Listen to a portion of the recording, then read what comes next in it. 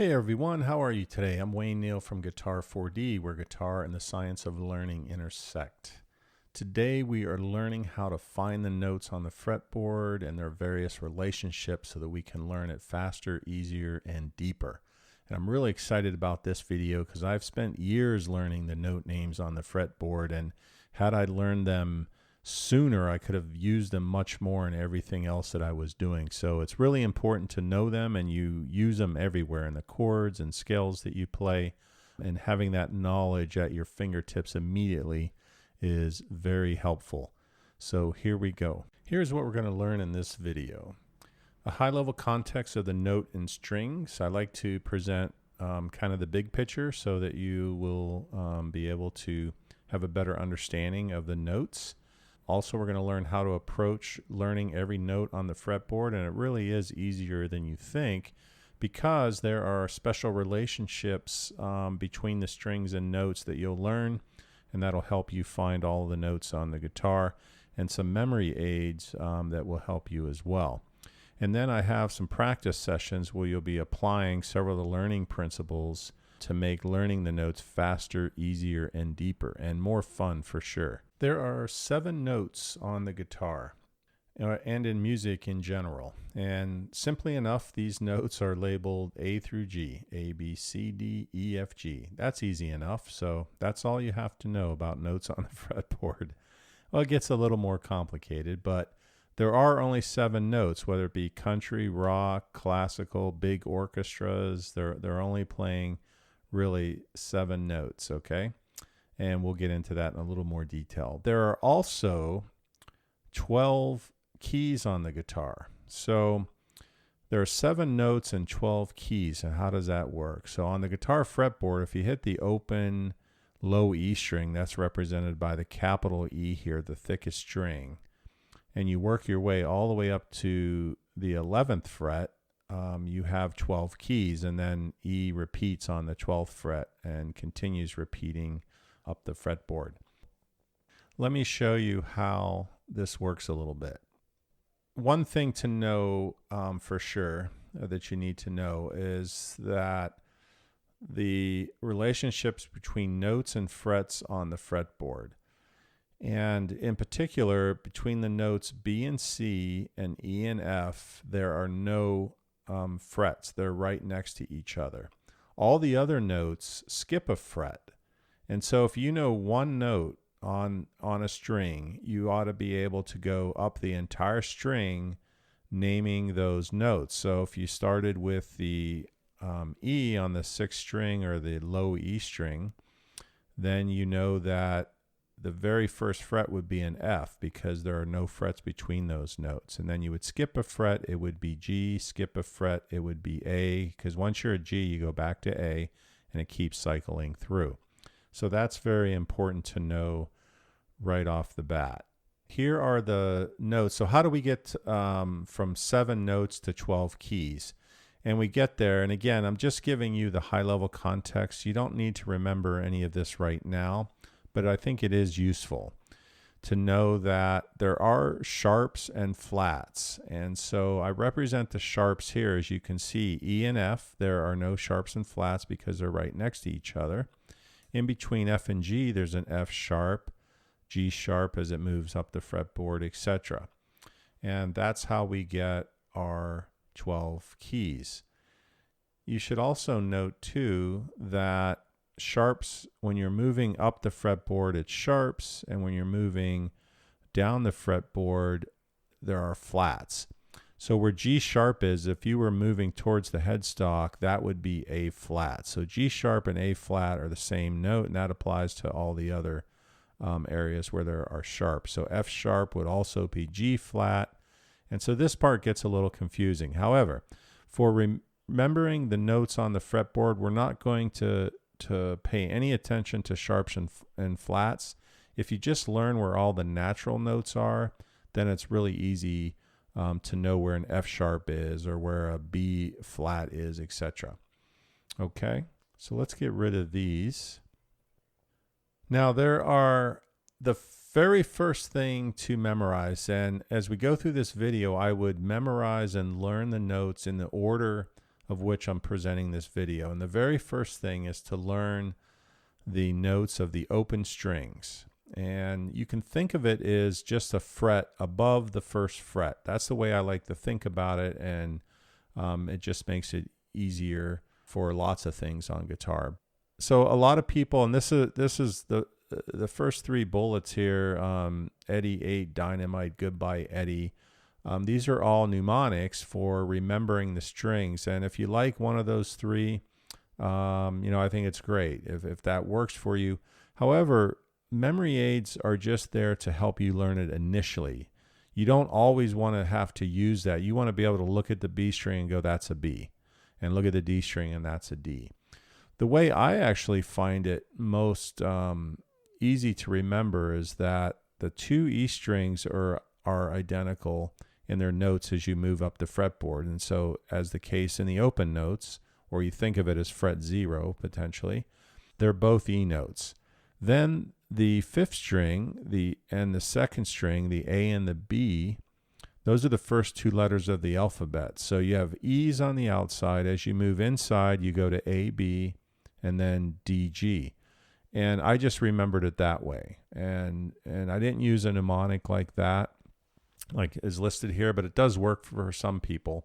So the first thing you have to do is just learn these open strings. What I like to do is to practice visualization. So when you're, riding in your car or before you go to sleep or whatever it is, just picture your fretboard and the strings and try to name the notes, and you'll be able to learn these in no time at all. And even make up your own mnemonic, come up with something unique to you. That's much more powerful than using someone else's mnemonic. And that ought to get you learning these open strings really quickly. So the next step is to learn the relationships between strings and notes. What we have here is I've labeled the natural notes up on the low E string. And by the way, low refers to low in pitch. So when someone says the low E, it's the thick string. When someone says high E, and this is how I'll refer to each string, high E is the first string or the thinnest string. So on the low E string here, I've listed the natural notes on the fretboard. And there are several relationships that exist on the fretboard which will help you find the notes. We already talked about, and you can see here on the fretboard, that E and F and B and C have no frets between them, but every other note does have a fret between them. So that's one way. If you know where one note is G, for instance, you can find C by just going to A by skipping a fret, to B by skipping a fret, and then C with no frets in between. You know where the C note is. Now the second thing which is very helpful is how to find octaves. Octaves are the same note but just one octave higher, meaning it's double the frequency than the note before it. If it's an A, for example, then the next A is an octave above that. And there are several octaves on the strings of the guitar, and learning where those octaves are will help you find all of those notes. And in particular, the first one to learn is that on the E and A strings, if you go 2 strings down and 2 frets up, you will find the octave. And so let's use G. If we go 2 strings down and 2 frets up, you'll find another G. And that relationship exists for every single note, whether it be A, B, whether it be A sharp, B flat, whatever. This relationship exists as long as you're on the E and the A string, okay? Also on the A string, if you go 3 strings down and then 2 frets down, meaning towards the headstock, you'll find another octave. So in this case, there's a G, and there's an octave above that G. And I'll show you how to connect all of these at once in a second, but I want to show you the 3 or 4 relationships of octaves here first, okay? The other one is that on the high and low E strings, of course, remember they're identical in terms of their note names. you have the same, it's within the same fret. So like you see on the fretboard now, when you have a G on the 3rd fret, then on the high E string, you also have a G. So that one's very easy to remember, and that's the case again as you move all the way up the fretboard. Now the D and G strings, the relationship there is 2 strings down, 3 frets up. And as you can see, the highlighted notes there, you go down 2 strings and then up 3 strings, or up 3 frets, I'm sorry. You can also do these in reverse, right? So if you're looking at the G on the 8th fret on the B string, then you can count it backwards, right? 3 frets down the fretboard, 2 strings up, and you have your G. So all of these relationships work in reverse as well. Now that you've learned the open E strings and the special relationships that exist between octaves, so it helps you find given notes on the fretboard, you'll next want to learn the E strings. And again, since they are the same notes, you can simply, once you know one string, you know the other one. So 2 strings are down. Once you learn one string, the 2 strings are down. Also note too, if you didn't already know this, that on the 12th fret, you can see that all those notes are identical to the notes in the open strings. And as I mentioned earlier, all of these notes repeat. So once you know the open strings, you've also memorized all of the notes on the 12th fret for every string. And then the keyboard the fretboard rather, just repeats itself at the 12th fret. It would go E, F, G, A in the same pattern as you see on the fretboard now, okay? Then I think the next step is to focus on the first 3 frets. And why do I say that? The main reason is that because you could start learning, every string. Okay, let me learn every note on the 5th string, and then on the 4th string, and then, the 3rd string. And that's fine. Eventually you will do that. But most of our, chords, all the open string chords and the chords we learn first are within these first 3 strings. And chords and scales of all kinds usually start on their root note. And so when you know where the G is, you'll know, the beginnings of how to play a G chord. That's true for E and F and B, C, etc. And so learning these next would be, I think, a very useful effort for you. So if you know the open strings by now and you learn the 2 E strings, then after that you can focus on the A string, followed by the D, then the G and the B, as I mentioned. Now let's practice some, and I'll show you tips for how to remember the notes on the fretboard. Okay, so now we're going to do some practice, and this is called practicing recall.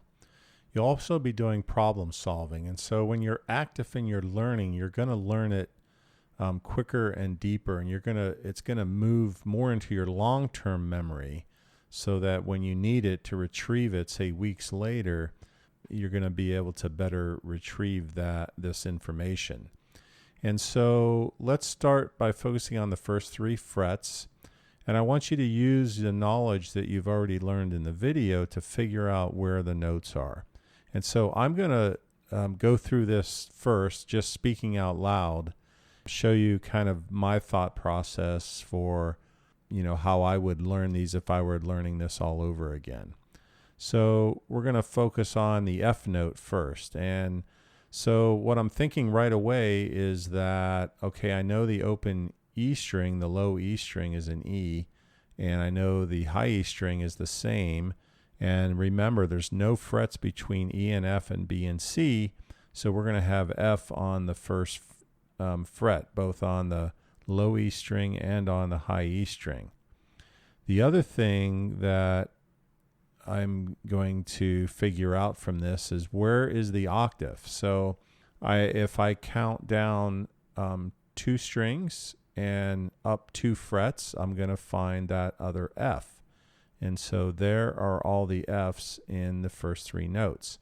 So let's try G now. I'll let you think about where would you find a G and how would you figure it out. You know the open string G is there. You know how to count frets by letter names, realizing that there's no frets between E and F and no frets between B and C, but one fret between every other note. So if you guessed the G right there, you would be correct. And what do we know from here? Where is the other G? Where would it be identical on the neck? Well, again, we know that on the low E and the high E, we're going to have the same notes. So that's where the G's are. Okay, so let's try to find a B note, or the B notes that are within the first three frets. We already know one is that the open B string is the second string. And what method would we use to find the other B note? Well, we see A. What do we know about the relationship between A and B? Yes, there's only one fret between those notes, so the B note is right there. No problem. This is easy stuff. How about the E notes? So we know that we have the high E and the low E strings. The open notes are E's. Where would the other E or E's be in the first three frets? How can we find that? We can find that a couple of different ways, right? We can count from the low E down two strings and over or up two frets. Or we know that the D open string is there, and we know between a D and E only one fret exists. So that's pretty easy. Then we know that that other E string is on the second fret of the D string. Again, this is easy stuff, right? Okay, how about A notes? Where would all the A notes be in the first three frets? And again, if you examine the open strings and what you know about the relationships of notes on a string, then there's a couple of ways you can go about it, right? You can look at the open A string just like we did on the E string and count down two strings up two frets. There's the other A. Or we know the G open string, and we know that since it's not E or F or B or C, that there's one fret between the G and the A. So that A is on the second fret of the G string. And let's try one more. How about the C notes? Where are the C notes? So this time we don't have any open strings that are C's. So how would we find where the C notes are? And in this case, we would have to count the frets, right? And so we have, what's the closest to a C? Well, a B, the B string. And what do we know about B and C? There's no frets between them, right? So, and then on the A string, what do we know about A and C? We know that there is one fret between an A and a B, and we already saw where the B was. So the B is on the second fret. And again, we know there's no frets between the B and the C. So both of those, or I should say that first C is on the A string, third fret, and the other C note within the first three frets is on the B string, first fret. And again, you can use this process for any of the notes to find out where they are. Okay, let's try a different exercise. In this exercise, what I want you to do is find out where all of a particular note is all over the fretboard. So let's pick A in this case. And so I'll give you the first note here, A on the fifth fret of the low E string. I want you to find where the other A notes are by using what you know about the fretboard right now. And you don't have to go in the order that I'm going here in the video, but this is just one way to do it. You can do, whatever you want. And I've supplied some practice pages for you in the description. So there's links to a cheat sheet. We'll show you where all the notes are. And then there's a blank fretboard where you can just print off a bunch of copies and practice putting these notes down and memorizing them, okay? So let's take a look on where the other A's might be. Well, we know the open strings, right? So we know that the fifth string is an open A string. And from there, we can count down 2 strings and up 2 frets and find another A. We also know that the 2 E strings are identical. So if it's an A on the low E string, the big thick string, we know it's an A on the high E string. So that's easy. Since we have an A on the E string there, the low E that is, what can we do there, right? We can count down 2 frets.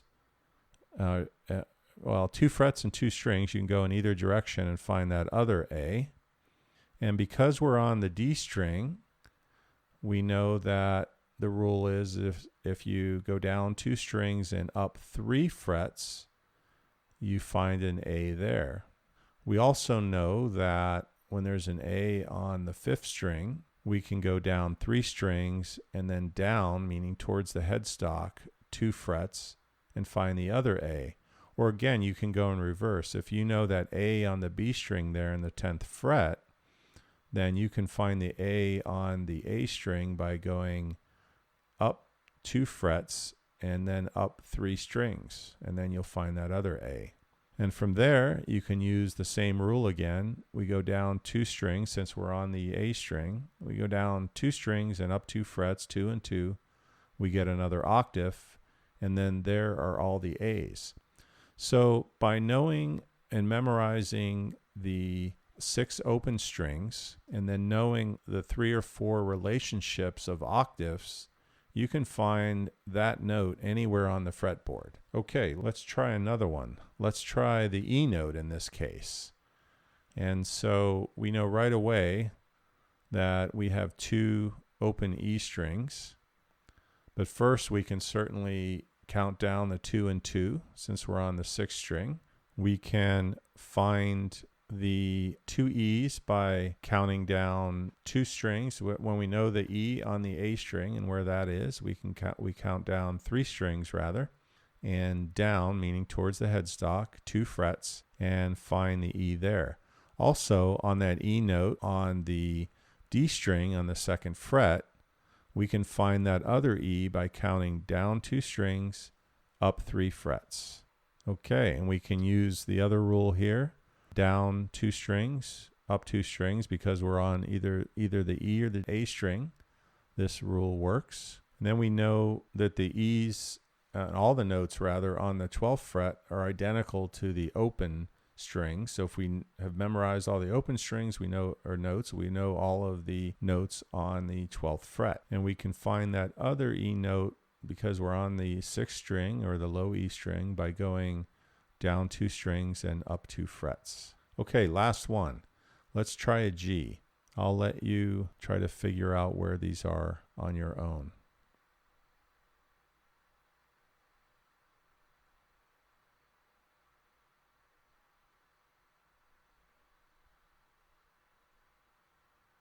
Remember all the rules, and if you apply those rules, you should be able to find all of the G notes with no problem. It will only take a little bit of practice, and you'll be able to get this down in no time. All right? Fantastic. Okay, and this is probably the most important part of the video. These are learning techniques that are backed by cognitive science and brain science in how we learn as human beings. And so what I want to tell you is I gave you the techniques and the nuts and bolts of learning the notes and memorizing them on the fretboard, but we want to do more than memorize them. We want to learn them and move them from our short-term memory, which is very ephemeral and doesn't last very long, into our long-term memory so that we can recall these things instantly and forever. And that's the goal here. So the first rule, which isn't listed here, is I only want you to practice this no more than 10 minutes a day. And I want you to break that up in 2 5-minute segments. So if you spend a week or say 2 weeks really learning this, actively learning, spend 5 minutes maybe in the morning and then 5 minutes at least a couple hours later. It could be at night before you go to bed or when you practice guitar. Just add it to your practice routine and spend 5 minutes. And you can do it with your guitar in hand, or you can use the worksheets that I've provided down in the description. Whatever's best for you, and probably both. Use both. Anytime you add different dimensions and layers to learning, you're going to improve that learning. Okay, so first of all, use the mnemonics and the patterns presented in this video. So how to remember the names of the open strings. Either use those mnemonics that were provided, or make up your own, even better.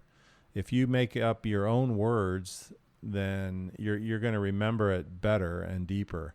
But eventually, you want to get to the point where you just look at a string and you can name the string instantly. You don't have to read the words of the mnemonic to get to that string.